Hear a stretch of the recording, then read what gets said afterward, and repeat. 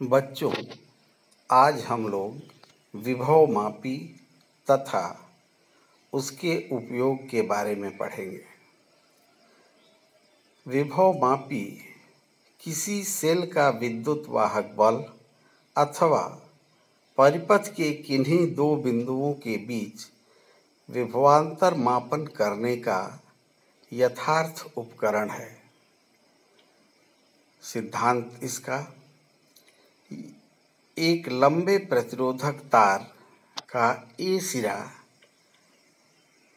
Battery B1 के धन ध्रुव से जबकि ऋण ध्रुव कुंजी K1 एवं धारा नियंत्रक द्वारा तार के दूसरे सिरे B से जुड़ा होता है। सेल E का धन ध्रुव बिंदु A से जबकि ऋण ध्रुव एक धारा मापी से जुड़ा होता है। धारा मापी के दूसरे सिरे को जाकी J द्वारा तार A B के बीच कहीं भी स्पर्श कराया जा सकता है, जैसा कि इस चित्र में प्रदर्शित है। बैटरी द्वारा तार में A से B की ओर धारा प्रवाह के कारण विभव पतन होता है। तार की एकांक लंबाई में विभव पतन को विभव प्रवणता K कहते हैं। यदि जाकी को तार के किसी बिंदु J1 पर इस प्रकार स्पर्श कराया जाए कि बिंदुओं A तथा J1 के बीच का विभवांतर सेल के विद्युत वाहक बल E से कम हो, तब धारा मापी में सेल की धारा की प्रधानता होगी जो AJ1 E मार्ग में प्रवाहित होगी तथा धारा मापी में किसी एक दिशा में विक्षेप होगा, मान लीजिए बाईं तरफ को। अब यदि जाकी को बिंदु J2 पर इस प्रकार स्पर्श कराया जाए कि A तथा J2 के बीच विभवांतर सेल के विद्युत वाहक बल E से अधिक हो, तो धारा मापी में बैटरी B1 की धारा प्रधान होगी जो AE J2 दिशा में प्रवाहित होगी तथा धारा मापी में विक्षेप अब पहले की विपरीत दिशा में दाईं ओर को होगा। अतः स्पष्ट है कि J1 और J2 के बीच एक बिंदु J ऐसा अवश्य होगा जब धारा मापी में कोई विक्षेप नहीं होगा, अर्थात धारा मापी शून्य विक्षेप की स्थिति में होगी। इस अवस्था में A तथा J के बीच विभवांतर सेल के विद्युत वाहक बल के बराबर होगा।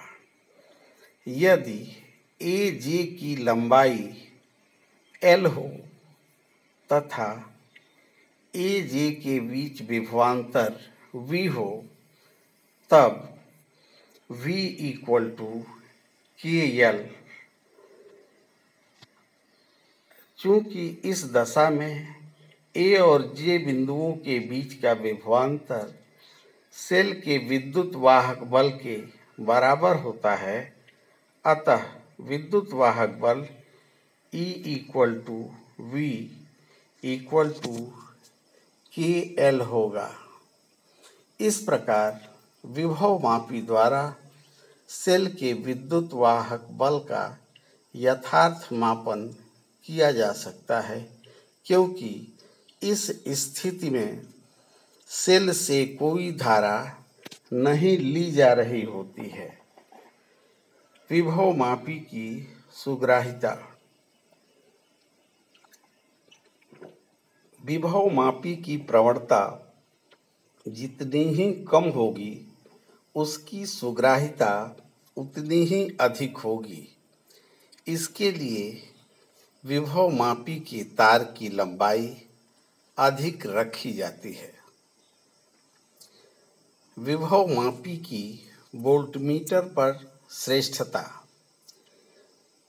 वोल्टमीटर से किसी सेल के विद्युत वाहक बल का मापन करते समय सेल से धारा ली जाती है, जिससे उसके आंतरिक प्रतिरोध में कुछ विभव प्रेरित हो जाता है, कुछ विभव का पतन हो जाता है। इसके कारण प्रेक्षण त्रुटिपूर्ण होता है, जबकि विभवमापी से मापन के समय सेल से धारा नहीं ली जाती है, अर्थात धारामापी शून्य विक्षेप की स्थिति में होता है। अतः इस दशा में विद्युत वाहक बल का वास्तविक मान प्राप्त होता है। इस प्रकार विभवमापी व्यवहारिक रूप से अनंत प्रतिरोध वाले आदर्श वोल्टमीटर की भांति व्यवहार करता है। इस प्रकार विभवमापी विद्युत वाहक बल मापन के लिए वोल्टमीटर से श्रेष्ठ होता है। विभवमापी के उपयोग। दिए गए दो सेलों के विद्युत वाहक बलों की तुलना करना। विभवमापी द्वारा दो सेलों के विद्युत वाहक बल की तुलना करने के लिए परिपथ चित्र की भांति होता है। सबसे पहले कुंजी K1 को परिपथ में डालकर विभवमापी के तार AB के सिरों के बीच उचित विभवांतर आरोपित करते हैं। अब पहले सेल को कुंजी K2 द्वारा परिपथ में डालकर शून्य विक्षेप की स्थिति ज्ञात कर लेते हैं। यदि यह A से L1 सेंटीमीटर पर है तो सेल का विद्युत वाहक बल E1 = KL1 होगा। अब कुंजी K2 को निकालकर एवं K3 को लगाकर सेल E2 को परिपथ में डाल देते हैं एवं शून्य विक्षेप की स्थिति ज्ञात करते हैं। यदि यह बिंदु A से L2 सेंटीमीटर पर प्राप्त होता हो तो E2 = KL2 होगा। अतः समीकरण 1 और 2 से E1/E2 = KL1/KL2 या E1/E2 = L1/L2। इस प्रकार दिए गए दोनों सेलों के विद्युत वाहक बलों की तुलना की जा सकती है। दूसरा उपयोग एक है प्राथमिक सेल का आंतरिक प्रतिरोध ज्ञात करना।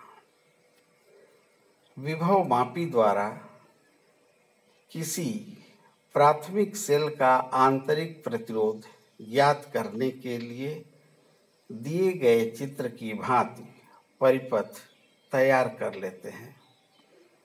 सर्वप्रथम बैटरी B1 द्वारा तार AB के सिरों के बीच उचित विभवांतर आरोपित करते हैं। कुंजी K2 को खुला रखकर तार AB पर शून्य विक्षेप की स्थिति ज्ञात कर लेते हैं। यदि यह A से L1 सेंटीमीटर पर हो तो सेल का विद्युत वाहक बल E इक्वल टू KL1 होगा।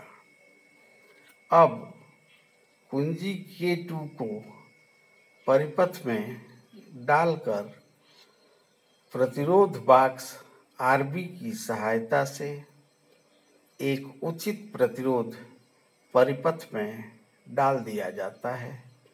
फलस्वरूप सेल E2 से प्रतिरोध बॉक्स द्वारा आरोपित प्रतिरोध में धारा प्रवाहित होने लगती है और सेल के आंतरिक प्रतिरोध R के में विभव पतन होता है।